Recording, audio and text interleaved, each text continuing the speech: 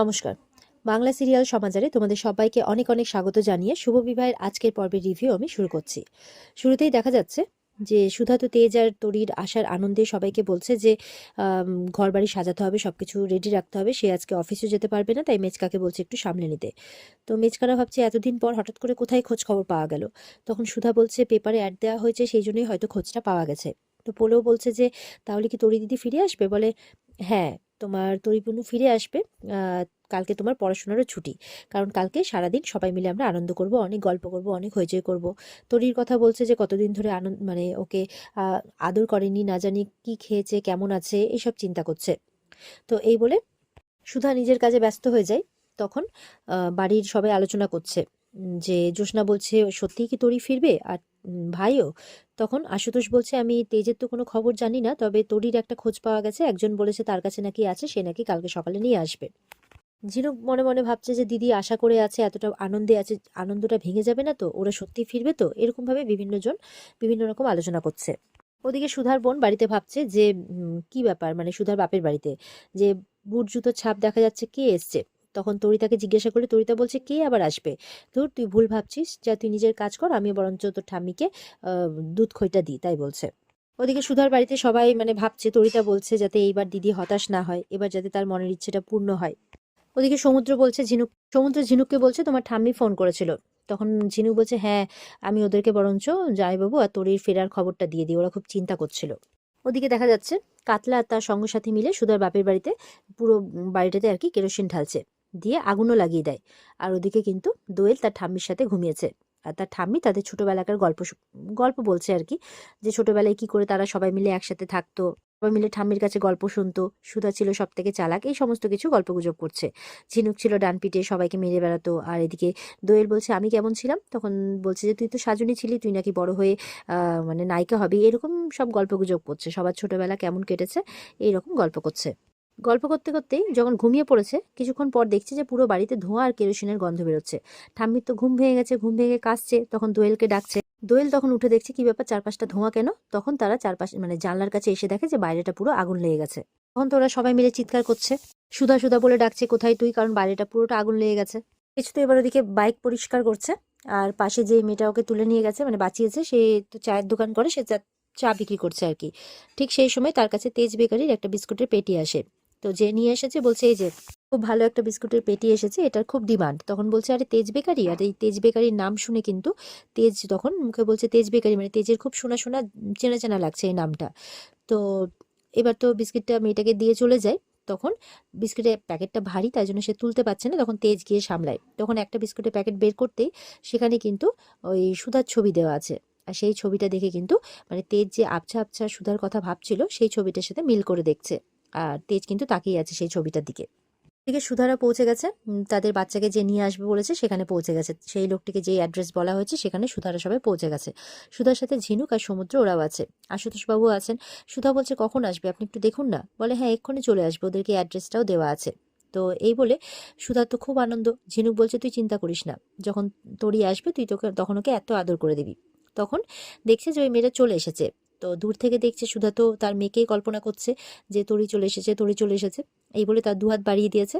কিন্তু যখনই মেয়েটা কাছে আসে দেখছে সে তরি নয়, তার নাম তেজস্বিনী ঠিকই, কিন্তু সে তরি নয়, সে অন্য কেউ, সেও হারিয়ে গেছে।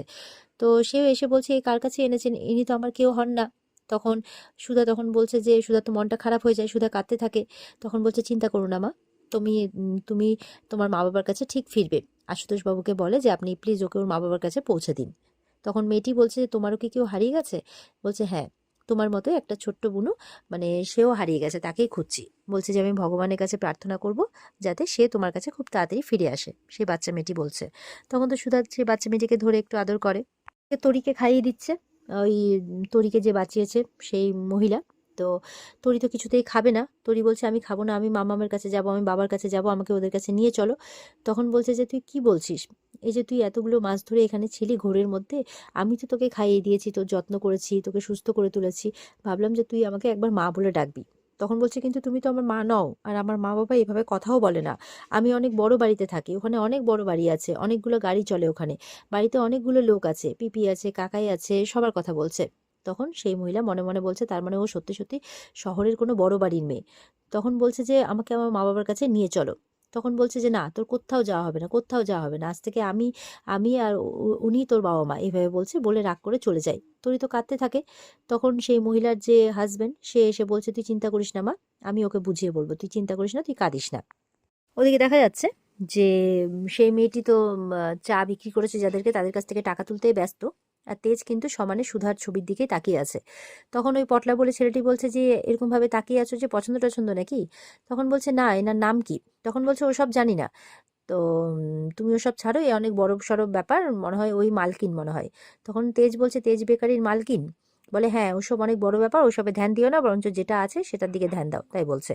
তো ওদিকে মেয়েটির চায়ের দোকানে তো ভালোই বিক্রি হচ্ছে। তো বলছে যে ওখানকার খরিদ্দেররা বলছে তো তো চা এরকম আগে লাগেনি, তবে এখন এত ভালো লাগছে, ওই জন্য এত খরিদ্দের ভিড় করছে। তখন বলছে হ্যাঁ, স্বয়ং মা লক্ষ্মী আমাদের দোকানে পা রেখেছে, মানে লক্ষ্মীমন্ত হিরো তেজের কথা বলছে। তেজের কিন্তু এইভাবে এই যে দোকান করছে এইসব দেখে কিন্তু আবছা আবছা কিছু একটা মনে করছে, যে এইরকম দোকান তো মনে হচ্ছে আমি এর আগেও করেছি, কারণ সুধা যখন চায়ের স্টল দিয়েছিল তখনও তেজ সঙ্গে ছিল, সেই সব কথা আবছা আবছা তার মনে পড়ছে। তাই জন্য সব ব্যাপারগুলো কেমন একটা চেনা চেনা লাগছে। আর ওদিকে সুধারা কিন্তু গাড়ি নিয়ে ওখানেই থেমেছে, তাদের চায়ের দোকানের ওখানেই। তো এবার আশুতোষবাবু গাড়ি থেকে নেমে বলছে সুধা তুমি কিছু খাবে? তখন বলছে না।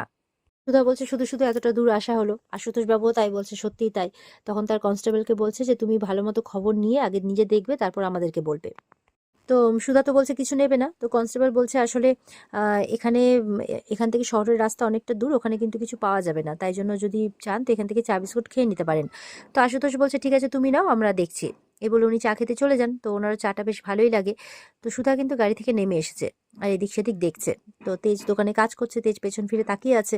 যখন তেজ তাকাচ্ছে সুধার দিকে তখন সুধা মুখ ঘুরিয়ে নিচ্ছে, যখন সুধা তাকাচ্ছে তেজের দিকে তখন তেজ মুখ ঘুরিয়ে নিচ্ছে। তো এরকমই চলছে। তো কেউ তেজ তো চিনতেই পারবে না, কিন্তু সুধাও দেখতে পায় না। এদিকে তরি ভাবছে যে সে বাড়ি ছেড়ে চলে যাবে, গিয়ে তার মামা আর বাবার কাছে যাবে তাদেরকে খুঁজতে খুঁজতে। তো সে কিন্তু এবার বেরোনোর পরিকল্পনা করে নিয়েছে আর বেরিয়েও যায়। মাম্মা বাবা করতে করতে দৌড়ে দৌড়ে বেরিয়ে গেছে। আর ওদিকে কিন্তু বাড়ির সেই মহিলা কাঁদতে কাঁদতে একটা গাছের ওখানে গিয়ে কাঁদছে। তখন তার যে হাজবেন্ড সে খুঁজতে খুঁজতে তার কাছে যায় আর তাকে গিয়ে বোঝায় যে দেখ, ভগবানের আশীর্বাদে কয় মাস ও আমাদের কাছে এসেছে, আমরা তার সেবা শুশ্রূষা করেছি, কাউকে জানতেও দিইনি। কিন্তু এবার তো তাকে তার বাবা মার কাছে ফিরিয়ে দিতে হবে, কারণ সে আমাদের কাছে ভালো থাকবে না।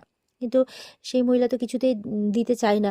সে তার নিজের মতো করে নিজের কাছে আগলে মানে রাখতে চায়। কিন্তু তার হাজবেন্ড বোঝানোতে সে তাও একটু বোঝে। এই বলে তারা এবার নিজেদের ঘরে গেছে। এবার ঘরে গিয়ে দেখছে যে বাচ্চা কোথাও নেই। তো ঘুরিয়া ঘুরিয়া করতে করতে তারাও খুঁজতে বেরিয়ে পড়ে। ওদিকে তরি তো রাস্তা দিয়ে দৌড়চ্ছে আর মাম্মাম বাবা বলে চিৎকার করছে। তখন দুটো লোক দেখতে পায় যে এই বাচ্চাকে তো আগে এখানে দেখিনি, চল তো দেখি কে আছে। যে তরি দৌড়তে দৌড়তে সামনে একজন এসে পড়ে। তো তরি তো দেখে ভয় পেয়ে যায়। আর ওদিকে সুধা তো গাড়ির বাইরে দাঁড়িয়ে আছে। তখন আশুতোষ বলছে দেখো, তেজ বেকারি বিস্কিট সব জায়গায় ছড়িয়ে আছে, তোমাকে দেখে নিলে শুধু শুধু লোকজন এখানে কিন্তু ভিড় করবে, তুমি গাড়িতেই বসো। এই বলে মানে সুধা গাড়িতেই বসে।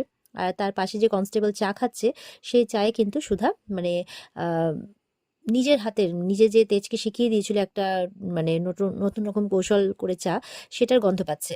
তো তখন কনস্টেবলকে বলে যে আমার জন্য এক কাপ চা নিয়ে আসবেন। তখন বলছে হ্যাঁ ম্যাডাম, দারুণ চা, একবার খেলে বারবার খেতে চাইবেন। এই বলে সে চা আনতে চলে যায়। আর তেজকে গিয়ে বলছে যে আপনি আমাকে এদিকে 3 কাপ চা দিতে বলে। এবার ওখানে যে দোকানে যে পটলা আর তার সাথে যে মহিলা, তারা ভয় পেয়ে গেছে। তারা ভাবছে কি ব্যাপার, এখানে পুলিশ কেন? তারা ওই জন্য লুকিয়ে পড়েছে আর তেজি ওখানে চাটা বানাচ্ছে, রেডি করছে।